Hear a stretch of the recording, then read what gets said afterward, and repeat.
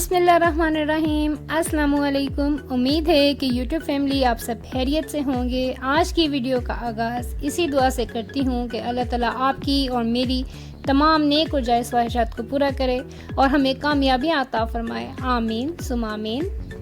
आज मैं हाज़िर हूँ एक बहुत ही मज़े की और छोटी सी रेसिपी के साथ। तो बच्चों की फेवरेट है ये। तो मेरे पास है तकरीबन हाफ़ कप ये मिल्क था। इसमें से मैंने 3 टेबलस्पून अलग कर लिया है और ये रूम टेम्परेचर पे है। और इसमें मैंने डाला है 1 टीस्पून ईस्ट और इसे मैं अच्छे से मिक्स कर दूंगी। और मिक्स करने के बाद मैं इसको एक साइड पर कर देती हूँ। तो ये सिर्फ 3 टेबलस्पून मिल्क है जिसमें मैंने ईस्ट मिक्स किया है, तो आपने भी इतना ही मिल्क लेना है। और 1 अदद अंडा है और इसको मैं बाउल में डालूंगी और इसको अच्छे से फेंट लूँगी। अब मैं इसमें डाल रही हूँ 3 टेबलस्पून आइसिंग शुगर। घर की पीसी हुई चीनी इस्तेमाल कर लीजिए आप। तो 3 टेबलस्पून इसमें आप आइसिंग शुगर ऐड कीजिएगा और फिर इसे अच्छे से मिक्स कर लीजिए।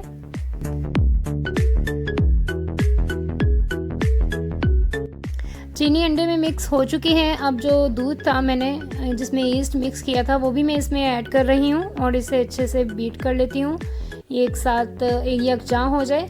अब ये देखिए जी, ये यकजां हो चुका है। अब मैं इसमें डाल रही हूँ तकरीबन 1 चुटकी नमक है, वो इसमें ऐड कर दें। और ये है हाफ़ कप मैदा है। मैंने 1 कप मैदा लिया लेकिन मैंने फुल एक साथ नहीं डालना है इसमें, इसलिए पहले हाफ़ कप मैदा है जिसको मैं इसमें ऐड कर रही हूँ। इसके बाद मैं देखूँगी मुझे मज़ीद ज़रूरत होगी तो मैं इसमें और ऐड करूँगी। देखिए अभी क्योंकि ये सॉफ्ट है तो इसका मतलब मुझे इसमें मज़ीद और ज़रूरत पड़ेगी मैदे की। तो मैं इसमें जो हाफ़ कप मैंने बाकी बचाया था वो भी मैं इसमें ऐड कर रही हूँ और इसे अच्छे से फिर मैं गूंद लूँगी। अब क्योंकि ये फोर्क के साथ नहीं होगा तो मैं इसको हाथ के साथ अच्छे से गूंद लूँगी। हमें अपनी जो डो रेडी करनी है ये बहुत ज़्यादा सॉफ्ट भी नहीं होनी चाहिए और बहुत ज़्यादा हार्ड भी नहीं होनी चाहिए, नॉर्मल सी होनी चाहिए।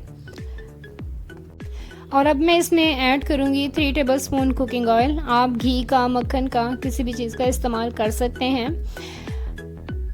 आपने देखा कि मुझे मज़ीद दूध की ज़रूरत नहीं पड़ी इसको गूंदने के लिए, क्योंकि अंडा था और अंडा भी लिक्विड है, तो वो जो 3 चम्मच दूध था वही बहुत था इसके लिए।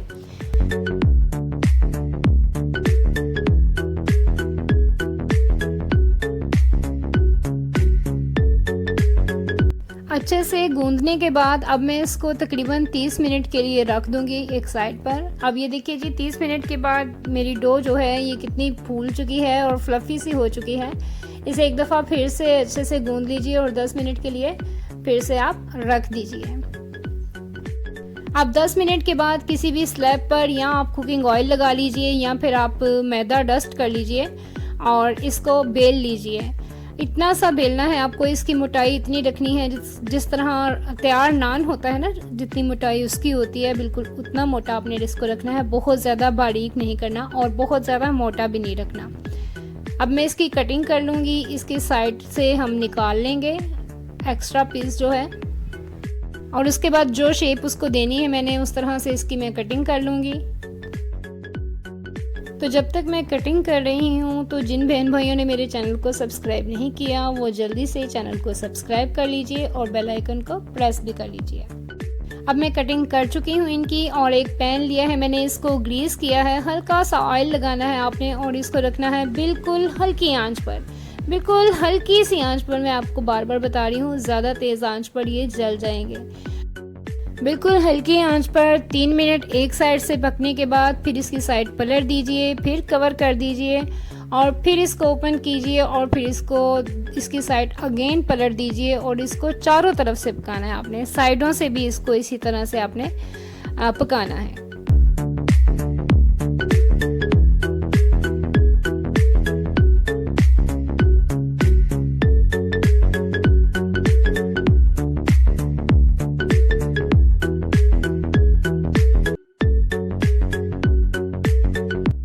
तो जी झटपट से हमारी स्वीट ब्रेड बाइट्स रेडी हैं और अब मैं इनको डिश आउट करती हूँ।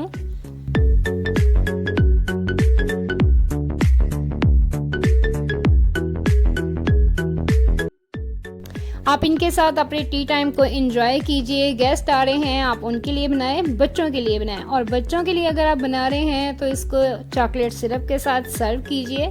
चॉकलेट सिरप की रेसिपी ऑलरेडी मेरे चैनल पर है, उसका लिंक मैं आपको डिस्क्रिप्शन में दे दूँगी। तो जी अब दीजिए मुझे इजाज़त। दुआओं में याद रखिएगा, अपना ख्याल रखिएगा। अल्लाह हाफ़िज़।